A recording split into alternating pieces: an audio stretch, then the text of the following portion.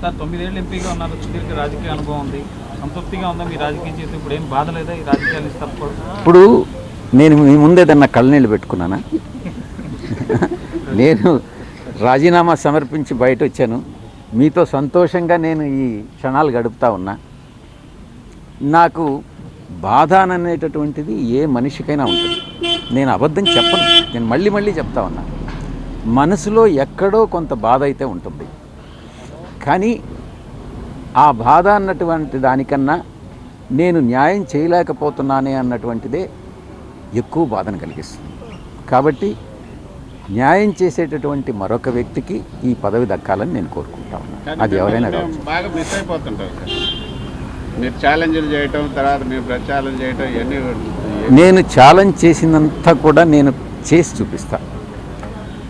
ముఖ్యంగా మీ మీద defamation case అయితే వదలను. ఎందుకనంటే నేను ఉమనైజర్ కాదు, ఎవరు ఉమనైజర్ అనేటటువంటిది మీకు తెలుసు. దాని విషయంలో మాత్రం నేను వదిలే ప్రసక్తే లేదు. ఇంకా చాలా చాలా ఉన్నాయి. కేవీ రావు విషయం నేను లాస్ట్ ప్రెస్ కాన్ఫరెన్స్లో నేను చెప్పాను, కేవీ రావు మీద డిఫమేషన్ వేస్తాను అన్నాను. ఈరోజు చెప్తా ఉన్నా కేవీ రావు మీద డిఫమేషన్ వేస్తాను అన్నాను. ఇంక కేసులు కొనసాగుతాయిలేండి, మీకు ఉంటాయి వాళ్ళకి ఉంటాయి. కొనసాగితే నేనేం భయపడేవాడిని కాదు కదా. సంవత్సరం రోజులు జైల్లో ఉండొచ్చి నేను 9 సంవత్సరాలు రాజ్యసభ సభ్యుడిగా పనిచేశాను. 22-23 కేసులు ఉన్నాయి. భయం అనేటటువంటిది ఈ ఒంట్లో లేదు, భవిష్యత్తులో కూడా రాదు. Thank you. Sir, in English also, if you can tell us, you have come here. You ask me questions, I'll tell So you. you've come to submit your resignation. No, here only. You've come to submit your resignation.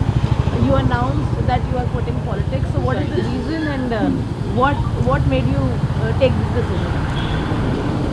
I have submitted my resignation and the Honorable Chairman Rajya Sabha has accepted my resignation, and he asked me specifically what are the reason, whether it is voluntary or is there any coercion or undue influence.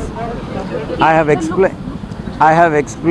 explained to Honorable Chairman that my resignation is voluntary, spontaneous, and there is no coercion, pressure or no undue influence, and it is only